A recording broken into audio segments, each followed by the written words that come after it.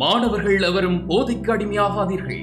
அடிமையானவர்கள் மீண்டதாக சரித்திரமில்லை. எனவே உங்களையும் சமூகத்தையும் பாதுகாத்துக் கொள்ளுங்கள். உங்கள் நலன் கருதி கல்வி டிவி.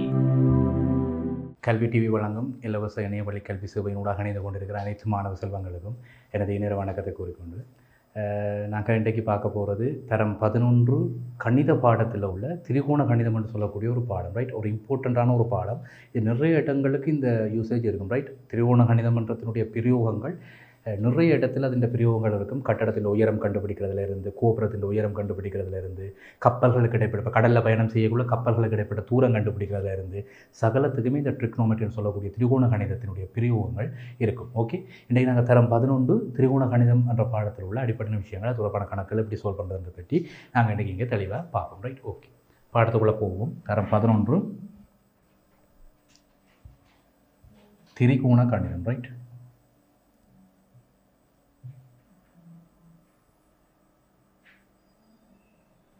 திரிகோண கணிதம்னா ஒன்றும் இல்லை, பாருங்க. திரிகோண கணிதம்ன்றது 3 கோணங்கள். புதுசாக தான் நீங்கள் இங்கே படிக்க போகிறீங்க, அதனால் நீங்கள் தெளிவாக எடுத்துக்கொள்ளுங்க. ஒவ்வொரு விஷயத்தையும் தெளிவாக எடுத்துக்கொள்ளுங்க. இங்கே 10ஆம் வகுப்பு வரைக்கும் திரிகோண கணிதம்ன்ற என்னன்ற ஒரு விஷயம் உங்களுக்கு அடிப்படை எந்த ஒரு விஷயமே தெரியாது, ரைட். 11ஆம் ஆண்டில் புதுசாக தான் நீங்கள் படிக்க போகிறீங்க கணித பாடத்தில். திரிகோண கணிதம்னு சொல்லக்கூடியது. திரிகோணம் என்றால் அது பேர்லேயே இருக்குது பாருங்க. திரிகோணம்ன்றது 3 கோணங்கள், ரைட். அப்போ திரிகோண கணிதம்ன்றது என்னென்ன பார்த்தீங்கன்னா 3 கோணங்கள், ரைட். அப்போ 3 கோணங்கள்லாம் நீங்கள் மெயினாக படிக்க போகிறோம். திரிகோண கணிதம் எப்படி கதைக்கிறது, என்ன மாதிரி கதைக்கிறதை பற்றி நான் இங்கே தெளிவாக உங்களோட கதைக்கிறேன், ரைட். பாருங்கள், திரிகோண கணித விகிதங்கள் எப்பயுமே ஒரு செங்கோண முக்கோணத்துக்கு தான் கதைப்போம், ரைட். ஓகே, ஒரு செங்கோண முக்கோணத்துக்குத்தான் திரிகோண கணித விகிதங்களை இங்கே கதைப்போம், ரைட். ஓகே, ஒரு செங்கோண முக்கோணம் உங்களுக்கு தெரியும். முக்கோணத்துக்கு 3 அகக்கோணங்கள் இருக்கும், ரைட். 3 அகக்கோணங்கள் இருக்கும். அதில் 3 பக்கங்கள், 3 நேர்கோடுகளால் ஆக்கப்பட்ட ஒரு மூடிய தளவுருவம் தான் முக்கோணம். அதெல்லாம் தெரியும் உங்களுக்கு. அப்போ 3 அகக்கோணங்கள் இருக்கும், 3 பக்கங்கள் இருக்கும். இந்த 3 அகக்கோணங்களில் ஏதாவது ஒரு கோணம் 90 பாகைக்கு சமனாக இருந்தால் அதை நாங்கள் செங்கோண முக்கோணம் என்று சொல்லுவோம், ரைட். அப்போ 3 கோணங்களில் ஏதாவது ஒரு கோணம் எனக்கு 90 பாகையாக இருந்தால் அது செங்கோண முக்கோணம், ரைட். ஓகே, இப்போ 3 கோணங்களில் ஒரு கோணம் செங்கோண முக்கோணம், இன்னொரு கோணத்தை நான் டீட்டான்ற ஒரு ஆங்கிளில் வைக்கிறேன், ரைட். இந்த கோணம் டீட்டாண்டு வைக்கிறேன், ரைட். ஓகே, இப்போ இந்த டீட்டான்ற கோணத்துக்கு எதிர்பக்கம் அயல் பக்கம் செம்பக்கம். ஒரு செங்கோண முக்கோணத்துக்கு செம்பக்கம் என்னன்னு உங்களுக்கு தெரியும். என்ன, செங்கோணத்துக்கு எதிராக உள்ள பக்கம் இந்த பக்கத்தை செம்பக்கம் என்று சொல்லுவோம், ரைட். செம்பக்கம். நம்ம கூட பேர் வைக்கிறேன். இது ஏ, இது பி, இது சி, ரைட். ஓகே, அப்போ ஏபி என்றவர் செம்பக்கம், ஏபி என்றவர் செம்பக்கம். இப்போ நாங்கள் இங்கே கதைக்க போகிறது செங்கோணத்தை பற்றி மட்டும் இல்லை. செங்கோண முக்கோணத்துக்கு தான் இந்த திரிகோண கணிதத்தை எழுத போகிறோம்.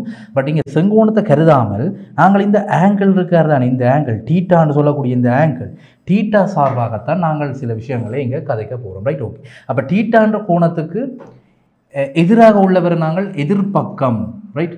எதிர்பக்கம் என்று சொல்லுவோம். டீட்டா கோணத்துக்கு எதிராக உள்ள பக்கத்தை, டீட்டா கோணத்தோடு இருக்கிற பக்கத்தை அயல் பக்கம், ரைட். அயல் பக்கம் என்று சொல்லுவோம். அப்போ செம்பக்கம்ன்றது செங்கோணத்துக்கு எதிராக உள்ள பக்கம் செம்பக்கம். அப்போ செம்பக்கம்ன்றவர் அது மாறாது. ஒரு செங்கோண முக்கோணத்துக்கு செம்பக்கம்ன்றது மாறாது. அப்போ இந்த செங்கோணம் தரப்பட்ட ஏபிசி என்ற செங்கோண முக்கோணத்துக்கு செம்பக்கம்ன்றவர் இந்த ஏபி என்று சொல்லக்கூடிய செங்கோண முக்கோணத்தின் செம்பக்கம் தான் இது. இந்த செம்பக்கம்ன்ற ஏபின்றது தான் செம்பக்கம், அது மாறாது. இந்த டீட்டான்ற கோணத்துக்கு எதிராக உள்ள பக்கம் எதிர்பக்கம்ன்றவர் இங்கே இருப்பார். அயல் பக்கம்ன்றது அதுக்கு அதோட டீட்டா கோணத்தோடு அமைக்கப்படுற ஒரு பக்கம் அயல் பக்கம், ரைட். ஓகே, அது கிடையாது இருக்குது. எதிர்பக்கம் நிலைக்குத்தான் இருக்குது. ஓகே, இந்த விஷயம் விளங்கினால் இப்போ நாங்கள் திரிகோண கணிதத்தில் புதுசாக நாங்கள் படிக்க போகிற 3 விகிதங்கள் இருக்குது. இந்த டீட்டான்ற கோணம் இருக்குத்தானே, இந்த டீட்டான்ற கோணத்துக்கு தான் இந்த 3 விகிதங்களை நாங்கள் எழுதுவோம். முதலாவது சைன் விகிதம். அப்போ சைன் டீட்டான்றது ஒரு புதுசாக கேள்விப்படுற ஒரு விஷயம்.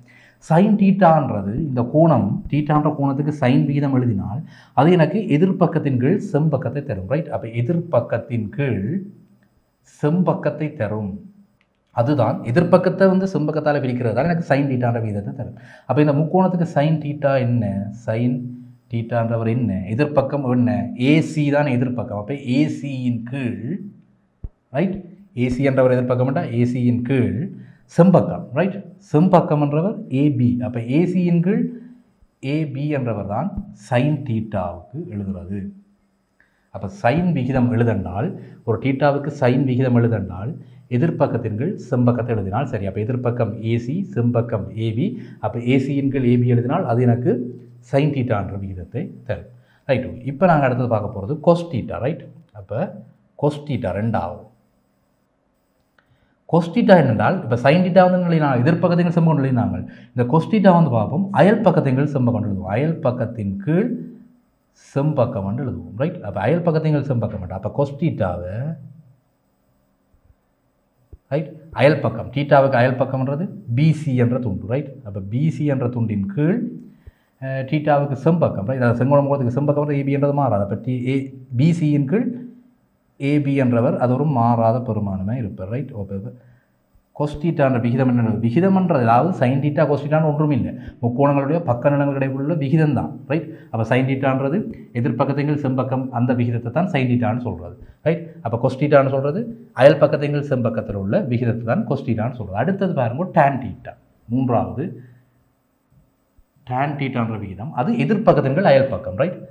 எதிர்பக்கத்தின் இந்த டான் டீட்டா பற்றி தெளிவாக படிச்சுக்கொள்ளுங்க. சயின்ஸில் நிறைய இடத்துல டான் டீட்டான்ற பிரிவுகள் இருக்குது. ரைட். நிறைய படித்திறன் காண்றது ஒரு கிராஃபில் படித்திறன் காண்றதுல இந்த மேட்சிலே நிறைய பிரிவுகள் இருக்குது. அப்போ டான் டீட்டா பற்றி தெளிவாக எடுத்து வச்சுக்கொள்ளுங்க. சைன் டீட்டா கொஸ்டீட்டா டான் டீட்டா மூன்று தான் திரிகோணம்ன்றது. மூன்று கோணங்கள். ரைட். திரிகோணம் மூன்று கோணங்கள். சைன் டீட்டா அப்படி ரெண்டு பார்த்துட்டோம், கொஸ்டீட்டா அப்படி ரெண்டு பார்த்துட்டோம், டான் டீட்டா அப்படி ரெண்டு கேட்டால் எதிர்பக்கத்தின் அயல் பக்கம். ரைட். அப்போ டான் டீட்டான்றது ரைட் எதிர்பக்கம்ன்றவர் என்ன ஏசி ஓவர் அயல் பக்கம்ன்றவர் பிசி. ரைட். ஓகே. அப்போ பக்க நிலங்களில் உள்ள விகிதம் தான். அப்போ சைன் டீட்டா என்ன, கொஸ்டீட்டா என்ன, டான் டீட்டா என்னன்றது இந்த மூன்று கோணங்களும் எப்படி எழுதுறது, பக்க நிலங்களில் உள்ள விகிதம் என்னன்றதை நாங்கள் பார்த்துட்டோம். ரைட். ஓகே. அப்போ எங்களுக்கு அடிப்படையாக அது அந்த விஷயம் விளங்கிடுது. ரைட். இப்போ நாங்கள் சில முக்கோணிகளுக்கு இருக்கிற இந்த சைன் வீதம் கோஸ் வீதத்தை எழுதி பார்ப்போம். ரைட். ஓகே. பார்ப்போம். இப்போ ஒரு முக்கோணம் ஒன்று காட்டியிருக்கிறான்.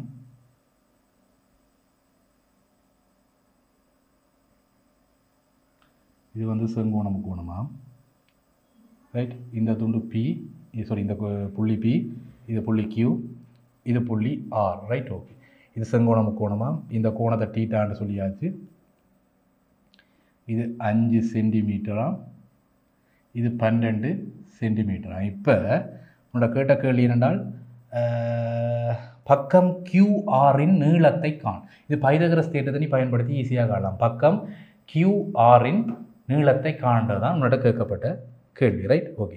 பக்கம் கியூஆரின் நீளத்தை காண் என்று சொன்னால் பைதகரஸ் தேற்றத்தில் அப்போ முக்கோணம் பிக்யூஆர்க்கு பைதகரஸின் தேற்றப்படி பைதகரஸ் தேற்றப்படி நீ படிச்சிட்ட பக்க நிலங்களுடையான தொடர்பு என்ன பைதகரஸ் தேற்ற பயன் பிரியோஜனம் என்ன வரும்? இப்போ கோணத்தை ஆக்குகிற பக்கங்கள் அப்போ பி கியூ வர்க்கம் ப்ளஸ் பிஆர் வர்க்கம் ப்ளஸ் சாரி அது ரெண்டும் கூட்டி தான் எனக்கு ஈக்குவலாக வரும். ரெண்டு செங்கோணத்தை ஆக்கிற பக்கங்கள் பிக்யூவையும் பிஆர்னையும் வர்க்கங்களை கூட்டுறது எனக்கு சமனாக இருக்கும். எதுக்கு? செம்பக்கத்துக்கு. அப்போ கியூஆர் வர்க்கத்துக்கு சமனாக இருக்கும். ரைட். அப்போ பிக்யூன்ற வர்க்கம் எனக்கு 5 சென்டிமீட்டர். அப்போ 5 வர்க்கம் ப்ளஸ் பிஆர்ன்றவர் எனக்கு 12 வர்க்கம் இது சமன் எனக்கு கியூஆர் வர்க்கத்துக்கு சமனாக இருக்குது. அப்போ கியூஆர் வர்க்கம் சமன் 5 வர்க்கம் 25, 12 வர்க்கம் 144, 144 25 169 இருக்கும். அப்போ கியூஆர்ன்றது ரெண்டு பக்கமும் வர்க்கமூலம் எடுக்கிறது என்ன? இதுக்கு வர்க்கமூலம் அதுக்கு வர்க்கமூலம் எடுத்தால் 13 சென்டிமீட்டர். அப்போ கியூஆர் நீளம் இதன நீளம் 13 சென்டிமீட்டர். பைதகரஸ் தேற்றத்தை போட்டு கண்டுபிடிச்சிட்டேன். ரைட். ஓகே. பைதகரஸ் தேற்றம் நீ ஏற்கனவே படித்தது தான். நான் தொடர்ச்சியாக இப்போ இந்த டீட்டாவின் அடுத்த ரெண்டாவது கேள்வி தொடர்ச்சியாக அடுத்த கேள்வி ரெண்டாவது கேள்வி இந்த டீட்டான்ற கோணம் இருக்குது. அந்த செங்கோணம்ன்றது ஒரு அகக்கோணத்தை போட்டாது. இப்போ டீட்டாண்டு இன்னொரு கோணம் இருக்குது. இந்த டீட்டா கோணம் சார்பாக 3 கோணங்களையும் 3 திரிகோணங்களையும் கதைக்க சொல்லி கிடையாது. அப்போ சைன் டீட்டாண்டா என்ன, கொஸ்டீட்டாண்டா என்ன, டான் டீட்டாண்டா எங்களுக்கு நாங்கள் அடிப்படையில் பார்க்குறாங்க. இதை தொடர்ச்சியாக அந்த 3 வீதத்தையும் இந்த முக்கோணத்துக்கு கதைக்க போகிறோம். ரைட். அப்போ முக்கோணம் பிக்யூஆருக்கு முக்கோணம் பிக்யூஆருக்கு சைன் விகிதம், கொஸ் விகிதம், டான் விகிதம் மூன்றையுமே எழுத போகிறோம். அப்போ சைன் டீட்டா எழுதினால் எனக்கு தெரியும் முக்கோணத்தில் இந்த கியூன்ற கோணம் தான் டீட்டா. ரைட். அப்போ அந்த டீட்டா சார்பாக சைன் எழுத சொன்னால் சைன் டீட்டா எதிர்பக்கத்துங்கள் செம்பக்கம். ரைட். எதிர்பக்கம்ன்றது 12 சென்டிமீட்டர், செம்பக்கம்ன்றது இப்போ கண்டுபிடிச்சு நான் 13 சென்டிமீட்டர். ஆகவே சைன் டீட்டான்ற விகிதம் 12/13. ரைட். 12/13 சைன் டீட்டான்றது. ரைட். ஓகே. அடுத்தது கொஸ்டீட்டான்றது என்ன? அயல் பக்கத்தின்கள் செம்பக்கம். இந்த கொஸ்டீட்டாக அயல் பக்கம்ன்றது இங்கே இருக்க போகிறார். அப்போ 5 சென்டிமீட்டர் 5 சென்டிமீட்டரின் கீழ் இங்கே இருக்க போகிற இப்போ செம்பக்கம்ன்றது 13 சென்டிமீட்டர். அப்போ இது சொல்லி நான் கொஸ்டீட்டா வந்து எனக்கு 5/13 வரும். அடுத்த கேள்வி அடுத்த விகிதம் tan விகிதம். அப்போ tan தீட்டா டீட்டான்றது என்ன? எதிர்பக்கத்தின் கீழ் அயல் பக்கம், ரைட்? அப்போ 12 எதிர்பக்கம் tan தீட்டா எதிர்பக்கம் 12 சென்டிமீட்டர். அப்போ 12 சென்டிமீட்டரின் கீழ் இங்கே 5 சென்டிமீட்டர். அப்போ tan தீட்டா இதில் இருந்து நடத்தலாம். tan தீட்டான்றது 12 × 5. அப்போ விகிதம் தான், பக்கம் உள்ள விகிதம் தான் tan தீட்டானது, ரைட்? ஓகே, எவ்வளோ இது? ஓகே, நாங்கள் இப்போ அடுத்த கேள்வி பார்ப்போம்.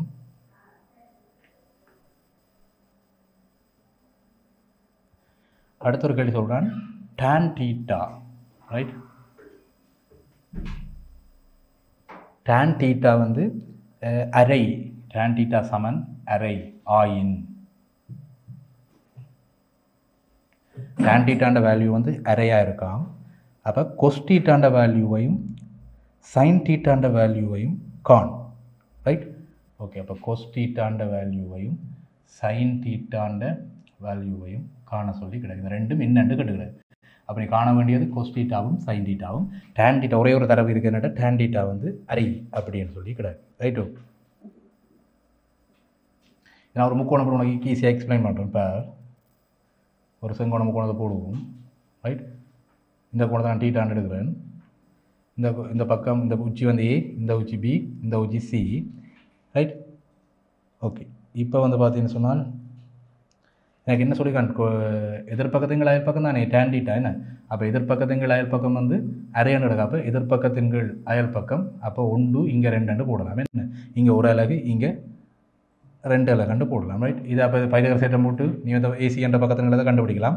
அதை கண்டுபிடிச்சேன்னு சொன்னால் உனக்கு கிடைக்கும் 1 வர்க்கம் + 2 வர்க்கம் சமன் இந்த AC வர்க்கம் என்ன? அப்போ AC வர்க்கம் வந்து 5 வரும். அப்போ AC வந்து உனக்கு √5 வர்க்கமூலம் 5 வரும். அப்போ இந்த AC துண்டின் நீளம் எழுதலாம், நீ வர்க்கமூலம் 5 சொல்லி எழுதலாம். இப்போ 3 பக்கத்தையும் கண்டுபிடிச்சிட்டேன். இப்போ உனக்கு கேட்டது என்ன? sin தீட்டாவையும் cos தீட்டாவையும் எழுதாண்டு என்ன? அப்போ sin தீட்டா எழுதினால் இந்த கோணத்துக்கு இந்த முக்கோணத்துக்கு sin தீட்டா எழுதினால் எதிர்பக்கத்துங்கள் செம்பகம். அப்போ 1/√5. அடுத்தது cos தீட்டா எழுதினால் அயல் பக்கத்துங்கள் செம்பகம். அப்போ 2/√5, ரைட்? ஓகே, அப்போ இதுதான் அந்த விளக்கம். ஓகே, நாங்கள் தொடர்ச்சியாக அடுத்த கேள்வியை பார்ப்போம்.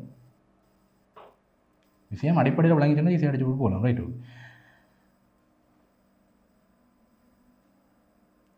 இப்போ இன்னொரு கேள்வி கேட்குறான், sin தீட்டாவை வந்து சொல்லி போட்டான் 5/13 ஆயின். sin தீட்டான வேல்யூ 5/13 ஆயின். tan தீட்டாவையும் cos தீட்டாவையும் காண். tan தீட்டாவையும் cos தீட்டாவையும் காண், ரைட்? ஓகே, இதுதான் கேள்வி. அப்போ sin தீட்டாங்க ஒரு முக்கோணத்தை போடுவோம் நாங்கள், ரைட்? இது செங்கோண முக்கோணம், இது வந்து தீட்டா, ரைட்? ஓகே, sin தீட்டான்றவர் எதிர்பக்கத்துங்கள் செம்பகம். எதிர்பக்கம் இங்கே 5, செம்பக்கம் இங்கே 13. அப்போ 5/13 இந்த துண்டு வந்து எவ்வளோ வேண்டது நீ கண்டுபிடிக்கலாம். 12 பேரும் பைதகரஸ் தேற்றம். இதெல்லாம் பைதகரஸ் தேற்றம் நீ படிச்சுட்டாவோ இல்லை, இங்கே நேரடியாக படிச்சு போகலாம். உனக்கு நம்பிக்கையில் அடி. இது 13 5 தான் அவன் தந்த தடவை. sin தீட்டா வந்து எதிர்பக்கத்துங்கள் செம்பகம். அப்போ முக்கோணத்தில் எதிர்பக்கத்தை 5 போடு, தீட்டாவுக்கு எதிர்பக்கத்தை 5 போடு, செம்பகத்தை 13 போடு. அப்போ மற்றது அயல் பக்கம் வந்து 12 இருக்க, ரைட்? இப்போ இங்கே tan தீட்டா முக்கோணத்துக்கு ABC முக்கோணம் வந்து வை. ABC முக்கோணத்துக்கு tan விகிதம் எழுதினால் tan தீட்டா எழுதினால் tan தீட்டான்றது கோணத்துக்கு எதிராக உள்ளது அயல் பக்கம். அப்போ 5/12 வரும், ரைட்? ஓகே, அடுத்தது cos தீட்டா எழுதினால் அயல் பக்கத்துங்கள் செம்பகம். அந்த தீட்டாவுக்கு அயல் பக்கம் வர்றது இங்கே இருக்க 12 இருக்க போகுது. அதுக்கு செம்பக்கம் இருக்க போகிற 13. அப்போ 12/13 வீதம். அப்போ நீ அடிப்படை இங்கே தெரிஞ்சிருக்க வேண்டும். sin வீதம் என்றாலும் சரி, cos வீதம் என்றாலும் சரி, tan வீதம் என்றாலும் சரி, எந்த விகிதத்தை நீ எழுத போகிறாண்டாலும் உனக்கு அந்த பக்க இடங்களுக்கான தொடர்பு தான் உனக்கு கிடைக்கிறது. அப்போ sin தீட்டான்றது எதிர்பக்கத்துங்கள் செம்பகம், cos தீட்டான்றது அயல் பக்கத்துங்கள் செம்பகம், tan தீட்டான்றது எதிர்பக்கத்துங்கள் அயல் பக்கம். இந்த விகிதங்கள் உனக்கு மனப்பாடமாக இருந்தாலே நீ ஈஸியாக அடிச்சுட்டு போகலாம். நீ பாடமாக்கி வச்சிருக்க தேவையில்லை. நிறைய கணக்குகள் செய்ய உனக்கு அது கை வழக்கத்துக்கு வந்துடும், ரைட்டு? நாங்கள் இப்போ அடுத்த கேள்வி ஒன்று பார்க்க போகிறோம். தரமான கேள்வி ஒன்று கொடுத்துருக்கான். ஃபைனல் எக்ஸாம் உனக்கு இப்படி ஒரு கேள்வி தான் பெறும், ரைட்? ஓகே, ஒரு தரமான கேள்வி ஒன்று போட்டிருக்கான். ஒரு முக்கோணம் மட்டும் போட்டிருக்கான்.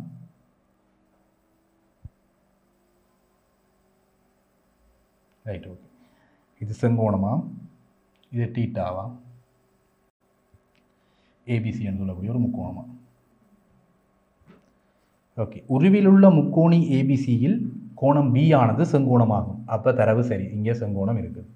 ஓகே, அடுத்தது கோணம் சி ஆனது டீட்டாவாம். கோணம் சி என்றது டீட்டாவாம், அதையும் குறித்து போட்டோம். ஓகே, இப்போ கோணம் பிஏசிஐ முதலாவது கேள்வி. கோணம் பிஏசிஐ கோணம் பிஏசிஐ டீட்டாவில் எழுது.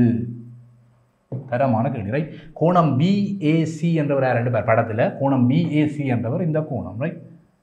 இந்த கோணம் தானே பிஏசி. இவரை வந்து டீட்டா சார்பாக எழுது. அப்போ உனக்கு தெரியும் முக்கோணம் ஒன்றினுடைய அகக்கோணங்களினுடைய கூட்டுத்தொகை 180 பாகைக்கு சமனாக இருக்கும், ரைட்? முக்கோணம் ஒன்றினுடைய யாதாயினும் ஒரு முக்கோணம் ஒன்றினுடைய அகக்கோணங்களின் கூட்டுத்தொகை 180 பாகைக்கு சமனாக இருக்கும்ன்றது அடிப்படையான ஒரு முக்கோண தேட்டம். இது 9ஆம் வகுப்பிலேருந்து படித்து கொண்டு வராய். அந்த தேட்டத்தை யூஸ் பண்ணி இந்த முக்கோணத்தில் உள்ள உள்ளே இருக்கிற 3 அகக்கோணத்தையும் கூட்டினா 180க்கு சமன் எழுத போகிறேன். அப்போ இங்கே கோணம் பி இருக்கிறார்கள், அவரை நான் 90 பாகை என்று போடுவேன். ப்ளஸ் இங்கே டீட்டா இருக்குது, அப்போ டீட்டாண்டு போடுவேன்.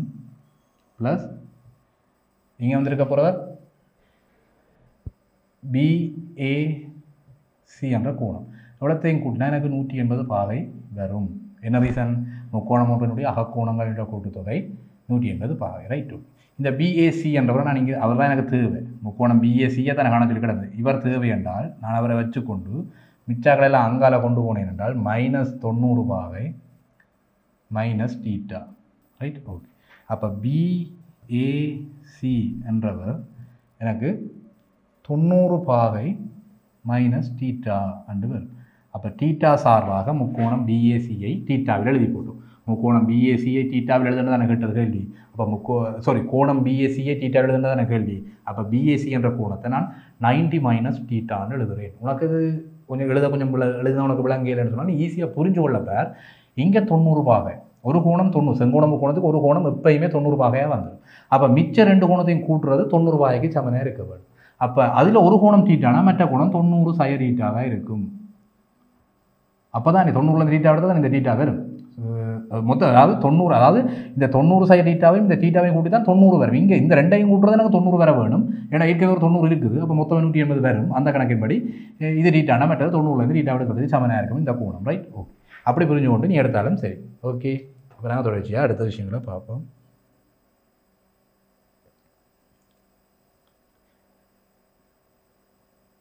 இதில் வந்து உங்களோட புக்கில் ஒரு சின்ன இது கொடுத்துருவோம். நீங்கள் எப்படியாவது ஞாபகம் வச்சுருக்க பாருங்கள்.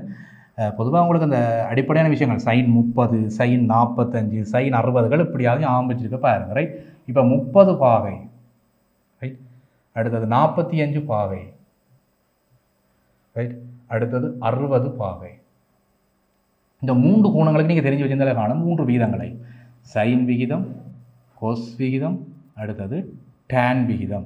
இந்த 3 விகிதங்களும் இந்த 3 கோணங்களும் தெரிஞ்சுதான் சரி.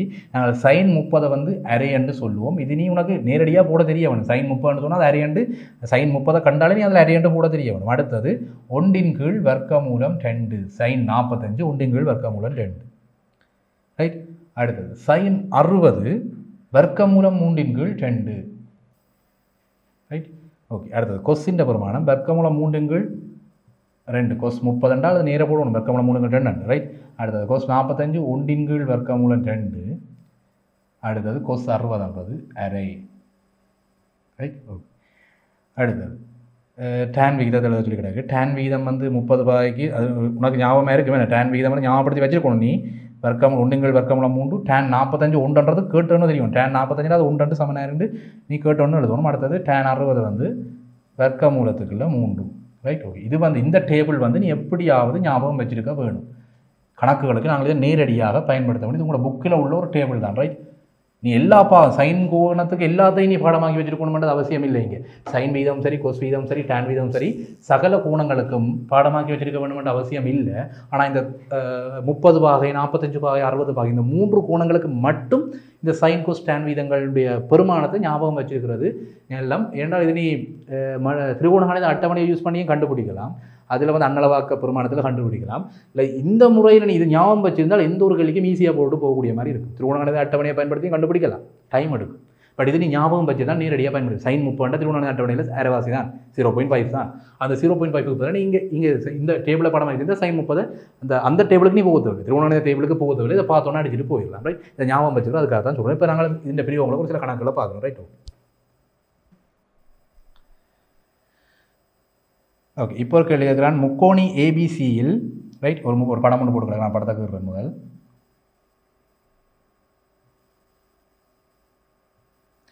இதை 30 பாகைன்னு சொல்லி கிடக்கு. இந்த கோணத்தை 30 பாகைன்னு சொல்லி கிடக்கு. இது ஒரு செங்கோணம். இது ஏ ரைட், இது பி, இது சி. Right, okay. இதை 10 சென்டிமீட்டர்னு கொடுத்து கிடக்கு. Right, okay. இப்போ உன்னோட கேட்ட கேள்வி, முக்கோணி ஏபிசியில் பி என்றது ஒரு செங்கோணம், தரவு சரி. அடுத்தது ஏசிபி என்றது 30 பாகை, அதுவும் சரி, இங்கே கிடக்கு. அடுத்தது பார்த்தீங்கன்னா ஏசியின் நீளம் 10 சென்டிமீட்டர், அந்த கதையும் சரி. அடுத்தது ஏபிபிசி ஆகிய நீளங்களை காணும். ஏபி என்ற நீளத்தையும் அப்போ உனக்கு காண வேண்டியது ஏபி என்ற நீளம். ரைட், ஏபி என்ற நீளத்தையும் அடுத்தது உன்னிட்ட கேட்டவன் பிசி ஆகிய நீளத்தையும் காணும். Right, okay. இங்கே தான் சில ட்ரிக்குகளை நாங்கள் யூஸ் பண்ண போகிறோம். ரைட், திரிகோண கணிதத்தில் ஒரு டேபிள் ஒன்று பார்த்தாங்க. 30 பாகை, 45 பாகை, 60 பாகைக்கான உனக்கு அது விஷயம் போட்டோன்னா உனக்கு ஞாபகம் இருக்க வேணும்னு சொல்லி சொன்னாங்க. ரைட், இப்போ 30 பாகை, 45 பாகை, 60 பாகைக்கு அந்த ஒவ்வொரு கோண வீதங்களும் ஞாபகம் வச்சுருக்க வேண்டும். Right, okay. இதுதான் பாருங்க, இந்த பிரிவுகளால் இப்படியான கேள்விகள் தான் உங்களுக்கு ஃபைனல் எக்ஸாமுக்கு வரும். ஒரு கட்டடத்தின் உயரத்தை காணும். உன்னோட எந்த ஒரு கருவியுமே இருக்காது, கட்டடத்தின் உயரத்தை காணலாம். நீ ஒரு மேத்ஸ் படித்து இன்ஜினியராக வந்துட்டேன்னு சொன்னால் கண்ணால் பார்த்தோன்னே இந்த கட்டடம் எவ்வளோ உயரம் பார்த்தோன்னே சொல்லுவோம். அதான் இன்ஜினியர், அனுபவமான இன்ஜினியர் சொல்லுவான். ரைட், அதுக்கண்டு தனியாக மேத்ஸ் படித்து வந்துருப்பான். Right, okay. அந்த மாதிரி நீ இதை அதுக்கான அடிப்படையை தான் இங்கே இருக்குது. அப்போ அடிப்படை நீ முழுசாக எடுத்துட்டேன். ரெக்கமெண்டிலாம் ஒரு பெரிய ஃபீல்டாங்க மேத்தமெட்டிக்ஸ் ஏ லெவலில் மேத்ஸ் படிக்க போனீங்கன்னா அது ஒரு பெரிய ஃபீல்டாக இருக்கும். ரைட், அப்போ அதில் எல்லாம் அந்த அப்ளிகேஷன்ஸ் எல்லாம் நிறைய இருக்குது. Right, okay. அப்போ இங்கே அடிப்படை நீ கிளியராக எடுத்துட்டேன்னா அங்கே ஈஸியாக அடிச்சுட்டு போயிடலாம். Right, okay. இப்போ இந்த பக்கம் கேள்வி நாங்கள் வைப்போம், ஏபிபிசி என்ற நிலத்தை இவ்வளோ எடுக்க. Right, okay. ஒரு கோணத்தை 30 பாகைன்னு வந்துடுது. ரைட், அதில் ஒரு சின்ன ட்ரிக் கொண்டு யூஸ் பண்ண போகிறேன். எனக்கு செம்பக்க நீளம் தெரியும். ரைட், இப்போ செம்பக்கத்தோடு சம்மந்தப்படுகிற ஒரு திரிகோண கணித வீதத்தை போடுவோம். செம்பக்கத்தோடு சம்மந்தப்படுற சைன் விகிதம். அப்போ சைன் தீட்டா அது தெளிவாக எழுதணும். என்ன சைன் தீட்டாவை தெளிவாக எழுதணும். முக்கோணம்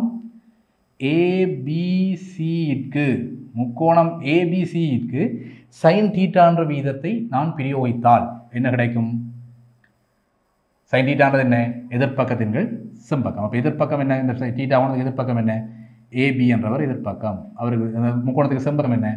ஏசி என்றது செம்பக்கம். அப்போ தீட்டான பெருமானம் தெரியும் 30 பாகை. அப்போ எழுதலாம் சைன் 30 பாகை அது சமன். சைன் 30 பாகை சமன். ரைட், ஏபி என்ற நீளம் எவ்வளவு? அதுதான் உனக்கு வேணும். உனக்கு கேட்ட கேள்வி ஏபியை கண்டுபிடிக்கணும். ரைட், ஏபி என்ற நீளம். அடுத்தது என்ன? ஏசி என்றது செம்பக்கம், அது 10 சென்டிமீட்டர்னு கொடுத்துக்கிடாது, கேள்வியில் கிடாது. இப்போ உனக்கு கேட்ட கேள்வி ஏபி என்னோட கண்டுபிடிச்சிட்டு தானே கேட்டது. அப்போ ஏபியை கண்டு குறுக்கு பெருக்கம் செய்தால் எனக்கு ஏபி கிடைக்கும் 10 சைன் 30 பாகை, அவ்வளவு சென்டிமீட்டர் கிடைக்கும். Right, okay. அப்போ ஏபின்ற நீளம் 10 தர சைன் 30 எழுதலாம், அரையண்டு எழுதலாம் சொன்னால் அந்த டேபிளை பாடமாக வச்சுருக்க சொல்லி. ரைட், அப்போ சைன் 30 கண்டா உடனே அதுக்கு பதில் அரையண்டு போட்டு விடலாம். 10 தர அரை சென்டிமீட்டர், 10 நிறவாசி எவ்வளவு? 5. அப்போ ஏபின்ற நீளம் 5 சென்டிமீட்டர். ஈஸியாக அடிச்சுட்டு போகிறது. Right, okay. சைன் 30 அரையண்டு தெரிஞ்சவன் ஈஸியாக அடிச்சுட்டு போயிடுவான் இந்த கேள்விக்குரிய விடிய. Right, okay. அடுத்தது என்ன? பிசி என்ற நீளத்தை காணிச்சிருக்கிறேன். பிசி என்ற நீளம் இது. இந்த பிசி என்ற நீளம்ன்றது என்ன? இந்த தீட்டாவுக்கு அயல் பக்கம் காண வேண்டிய ஒரு தேவை இருக்குது. அப்போ அயல் பக்கத்தோடு சம்மந்தப்பட்ட ஒரு திரிகோண கணித வீதம் என்ன? கொஸ்டீட்டா வீதம். Right, okay. அப்போ நான் இந்த சைன் டீட்டா வீதத்தை பார்த்துட்டேன். அடுத்தது கொஸ்டீட்டா வீதத்தை இதில் எழுதுவேன். கொஸ் டீட்டா என்றது என்ன? கொஸ்டீட்டா வீதம் எழுதுறது அயல் பக்கத்துங்கள் செம்பக்கம். அப்போ அயல் பக்கம் இங்கே பிசி, செம்பக்கம் இங்கே ஏசி. அப்போ கொஸ்டீட்டா கொஸ் 30 என்ன? கொஸ் 30 பாகை டீட்டா எவ்வளோ தெரியும் என்ன? 30 பாகை. அது எனக்கு எதுக்கு ஜமனாக இருக்கும்? பிசின்கள் ஏசிக்கு. பிசியின் நீளம் தான் உனக்கு காண வேண்டி கிடக்கு. அதை ஒன்று கேட்டவன் இந்த கேள்வியில் கிடக்கு என்ன? பிசியை தான் காண வேண்டி கிடக்கு. ஏசி நீளம் தெரியும் 10 சென்டிமீட்டர்னு சொல்லி. அப்போ பிசியின் நீளம் 10 கொஸ் 30 அவ்வளவும் சென்டிமீட்டர். ரைட், அப்போ பிசியின் நீளம் 10 தர கொஸ் 30 எவ்வளவு? அது டேபிளில் படமாக சொன்ன வர்க்கமூலம் 3 வர்க்கமூலம் 3 எவ்வளவு சென்டிமீட்டர். இதை சுருக்கினா இந்த 2ஐயும் இந்த 10ஐயும் தட்டி 5 எடுக்கலாம். அப்போ பிசியின் நீளம் ஃபைனலாக இந்த 10ஐயும் இந்த 2ஐயும் தட்டி இதில் 5 எடுத்தீங்கன்னா 5 வர்க்கமூலம் 3 சென்டிமீட்டர். ரைட், அப்போ 5 வர்க்கமூலம் 3 சென்டிமீட்டர் கண்டுபிடிச்சோம். ஓகே, நான் தொடர்ந்து அடுத்த கேள்வியை பார்ப்போம்.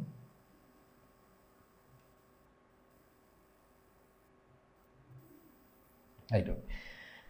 அடுத்த கேள்வி என்ன கேட்குறான், செங்கோண முக்கோணம் PQRல் செம்பக்கத்தின் நீளத்தை காண். Right, okay. ஒரு முக்கோணம் மட்டும் போட்டுக்கிறாரு. ரைட்,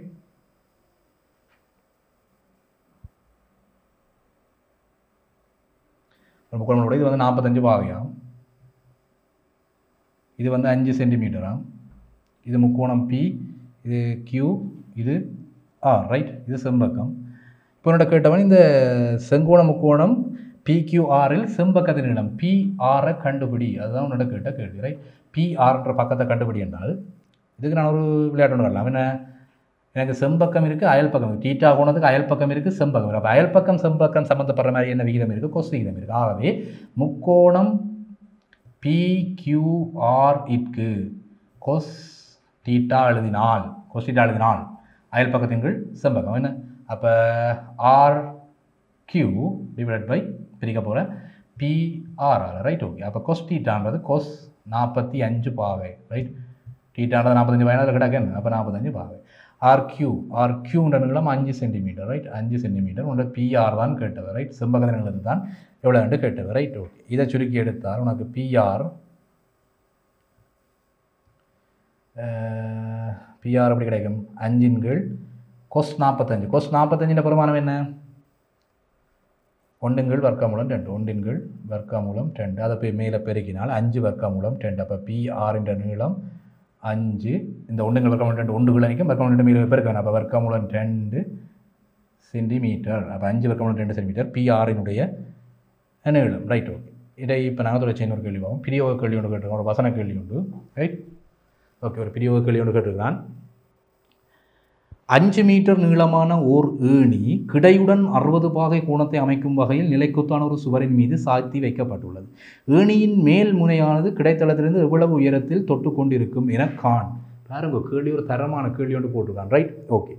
5 மீட்டர் நீளமான ஒரு ஏணி கிடையுடன் 60 கோணத்தை அமைக்கிறது. ரைட், இந்த படத்தை நான் போட்டு கிளியரான எக்ஸ்பிளைன் பண்ணுறேன். Right, okay. இது வந்து பாருங்க ஒரு கிடை நிலம் என்று யோசிக்கணும். கிடை நிலம் இப்படியான கேள்விகள் சயின்ஸ்லேயே உங்களுக்கு இருக்கும். அதில் நல்ல தரமான கேள்விகள் போடுவாங்க. பட் அது அடிப்படையான விளக்கங்களை இங்கே நீங்கள் எடுத்துக்கொண்டீங்கன்னா அங்கே உங்களுக்கு ஈஸியாக இருக்கும். அதை தான் நான் சொல்கிறேன். Right, okay. இது ஒரு கிடை நிலம். ரைட், இதை வந்து பாருங்க ஒரு நிலைக்குத்து சுவர். கிடைநிலம் நிலைக்குத்து சுவர்னா இங்கே 90 பாகை அமைக்கும். Right, okay. கிடைநிலம் நிலைக்குத்து சுவர். இங்கே வந்து பார்த்தீங்கன்னு சொன்னால் என்ன நடக்க போகுதுனால் 5 மீட்டர் நீளமான ஒரு ஏணி கிடையுடன் 60 பாகை கோணத்தை அமைக்கும் வகையில் நிலைக்குத்தான ஒரு சுவரில் சாத்தி வைக்கப்படலாம். இப்படி ஒரு ஏணி இப்படி சாத்தி வைக்கப்பட்டுகிறது. இந்த ஏணியினுடைய நீளத்தை அவர் சொல்லி போட்டார் 5 மீட்டர். கிடையோடு அது அமைக்கிற கோணத்தை சொல்லி போட்டார் 60 பாகை. இப்போ 5 மீட்டர் நீளமான ஏணி 60 பாகை. இது வந்து ஏணி. ரைட்,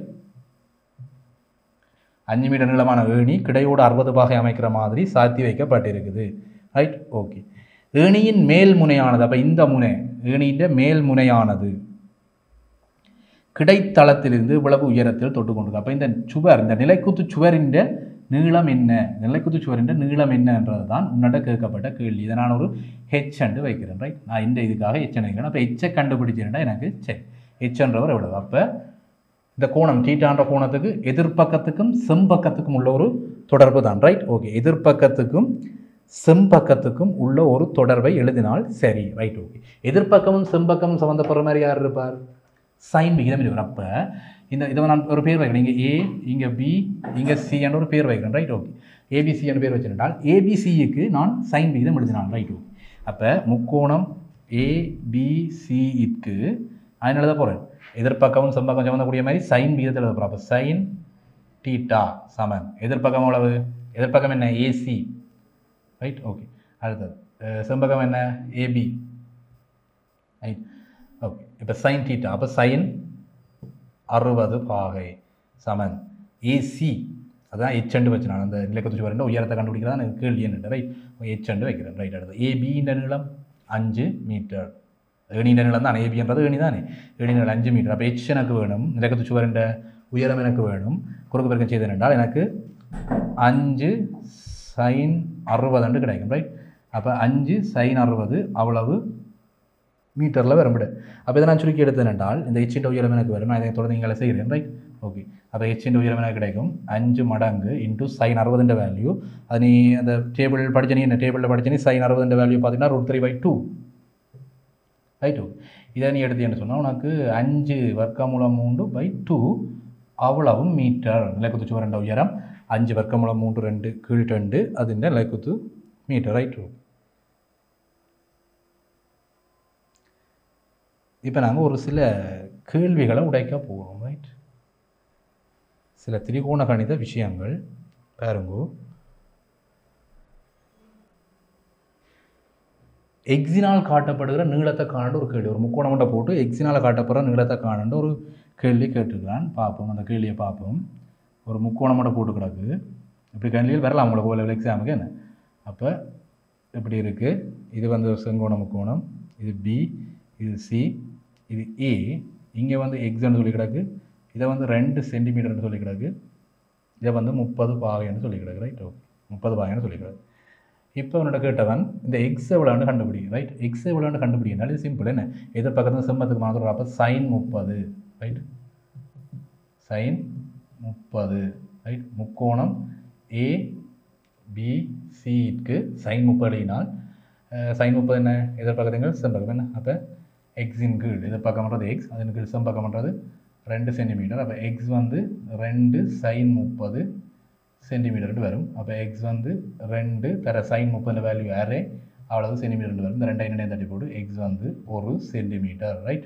விளங்கு தான் உனக்கு எப்படி போடுறாங்க சைன் வீதம். ஒரு செங்கோண முக்கோணத்துக்கு சைன் விகிதம் எழுதண்டால் எதிர்பக்கத்துகள் செம்பகத்தை போடு. இந்த எதிர்பக்கம் இந்த 30 பாய்க்கு தான் நான் சைன் விகிதம் எழுத போகிறேன். அப்போ 30 பாய்க்கு எதிர உள்ளவர் எக்ஸ், செம்பக்கம் அந்த 2. அப்போ சமன்பாடு ஒன்று பிரதிட்டு என்றால் எக்ஸின் கீழ் 2 வரும்.